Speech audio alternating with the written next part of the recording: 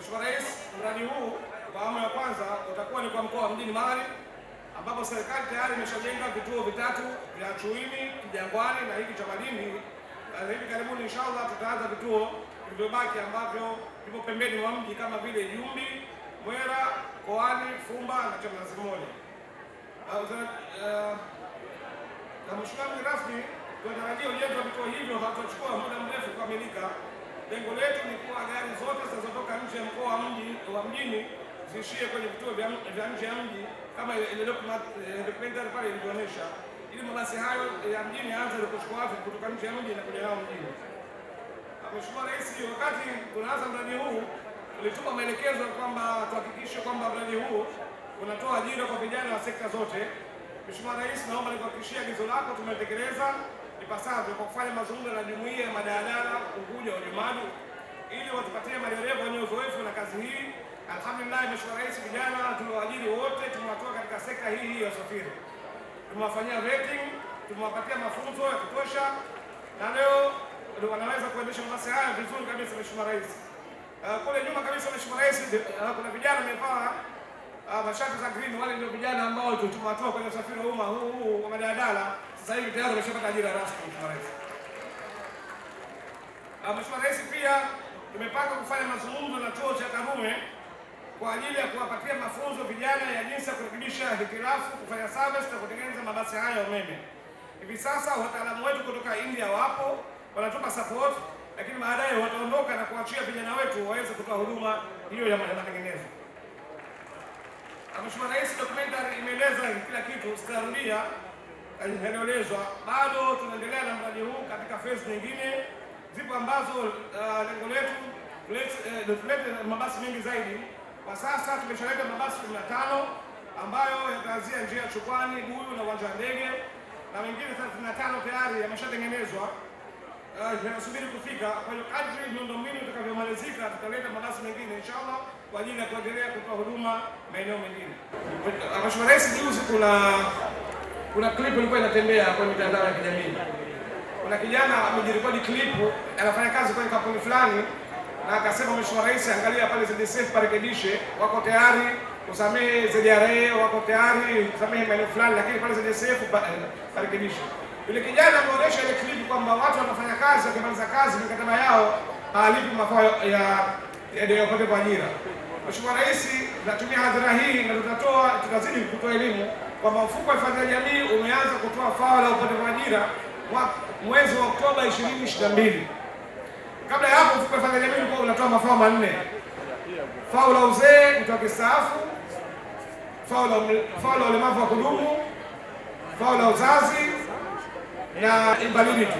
Lakini Mheshimiwa Rais, mwaka 2022 ulikuja kwako tukasema sustainability ya mfuko sasa hivi iko juu, tunaomba tuongeze mafao mawili, nayo ilikuwa ni fao la upate kwa ajira na fao la kuumia kazini, na ulituruhusu tukwende fao. Kuanzia mwaka 2022 mafao ya upate kwa ajira na mafao ya kuumia kazini yanatolewa na mfuko wa hifadhi ya jamii Zanzibar.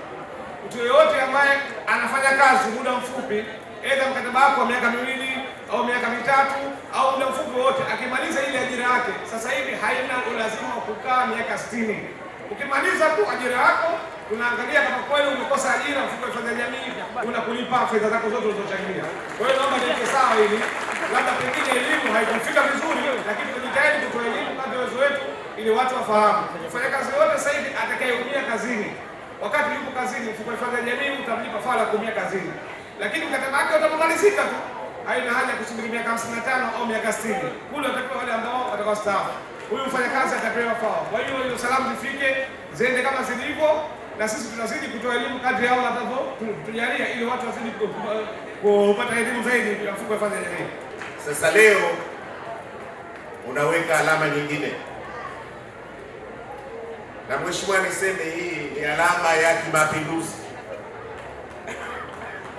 Ilianza late 60s, kulikuwa na mabasi hapa ya serikali, lakini hapo katikati kama tulivyoona kwenye documentary huduma hizo zilisita. Sasa wewe unazirudisha leo. Mheshimiwa, lazima tukupongeze na tukushukuru sana sana sana kwa kudumisha malengo ya mapinduzi matukufu ya mwaka 1964. Lakini alama ya pili unayoiweka leo Mheshimiwa ni mabadiliko ya huduma za usafiri wa umma kwa kuanzisha mabasi ya umeme. Hii itabaki kuwa ni historia na haitafutika. Wewe ndio ulioleta huduma ya mabasi ya umeme kwa mara ya kwanza hapa Zanzibar. Mheshimiwa, tunakushukuru sana. Kutoa huduma zilizokuwa bora za kisasa. Kwa hivyo leo wakati tunazindua mwanzo wa usafiri wa umma unaotumia umeme, hii ni hatua ya awali. Kama tulivyoambiwa, mabasi haya yanatarajiwa hatimaye kufikia mabasi 500. Mji wetu wa Zanzibar wote uhudumiwe na mabasi ya kisasa ya aina hii ambayo hayatumii diesel wala petroli, na uchafuzi wa mazingira tutaondoa. Lakini hatua ya usafiri wa mabasi ya umma kwa ya umeme utaendana na kubadilisha usafiri wa vyombo vya usafiri vyote vya serikali kutumia gari za umeme.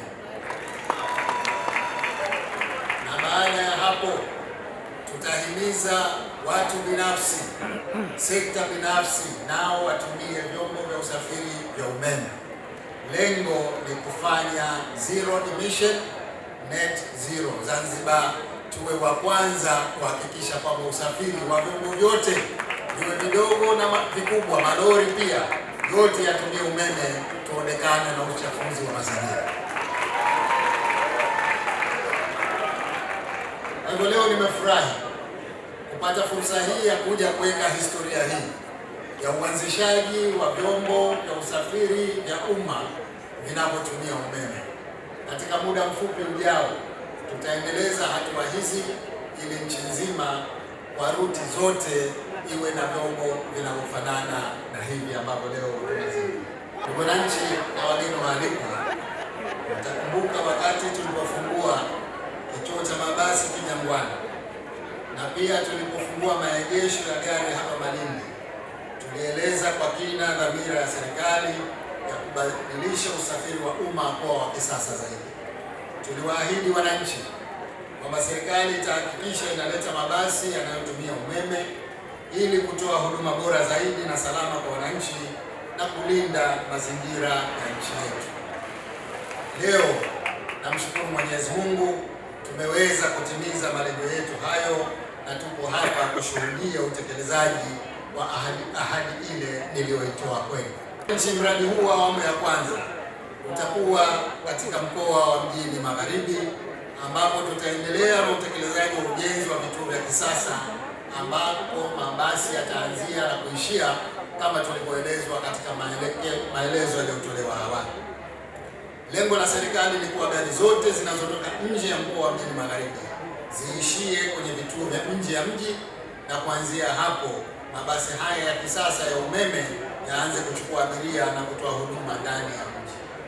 Napenda nitoe wito kwa ZSSF muhakikishe kwamba vituo vyote vya mabasi vinavyoendelea kujengwa vinamalizika haraka ili mradi huu ukamilike kwa wakati, ili wananchi na wageni wanufaike na huduma hii. Aidha, nichukue fursa hii kukuongezeni kwa uamuzi wa kuweka viwango maalum mbalimbali vya nauli.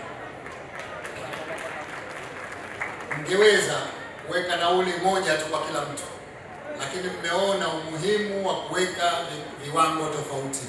Kwa wazee wetu wastaafu watalipa nusu ya wanaolipa watu ambao wako kazini, lakini watoto wetu wa skuli ambao kwa miaka mingi wamekuwa wakinyanyasika sana kwenye vyombo vya usafiri, sasa wataweza kupata usafiri wenye kiwango kinachotakiwa kwa bei nafuu, nusu ya kiwango ambacho analipa mtu mwingine. Wote tumeshuhudia kasi ya ujenzi wa vituo vya mabasi hasa katika barabara ya uwanja wa ndege. Naomba wananchi muunge mkono jitihada hizi za serikali katika kuleta maendeleo ya nchi yetu, hasa katika sekta ya usafiri wa umma. Kila mtu aone fahari kwa jambo hili na awe mlinzi wa miundombinu ili dhamira ya serikali ya kuanzisha mradi huu iweze kufikiwa. Tunajenga vituo hivi katika maeneo mbalimbali, tena vituo vya kisasa kabisa. Ninaomba sana sote tuwe walinzi wa miundombinu hii mipya tunayojenga. Nachukua fursa hii kuwapongeza sana ZSSF na kampuni ya GRT kwa kufanikisha utekelezaji wa mradi huu. Nawaomba muendelee kushirikiana ili kuhakikisha mnatimiza awamu nyingine zilizobaki za mradi huu. Ndugu wananchi, wageni waalikwa, mabibi na mabwana, niliwaagiza ZSSF wahakikishe wanakijenga kiwanja cha mpira cha watoto kilichopo hapa kabla ya ujenzi wa kituo hiki. Nimefurahi kuona kwamba agizo hilo limetekelezwa na kiwanja hicho kimekamilika. Nawapongeza sana ZSSF kwa utekelezaji wa agizo hilo. Wito wangu kwa ZSSF ni kwamba mkikabidhi kiwanja hicho kwa wahusika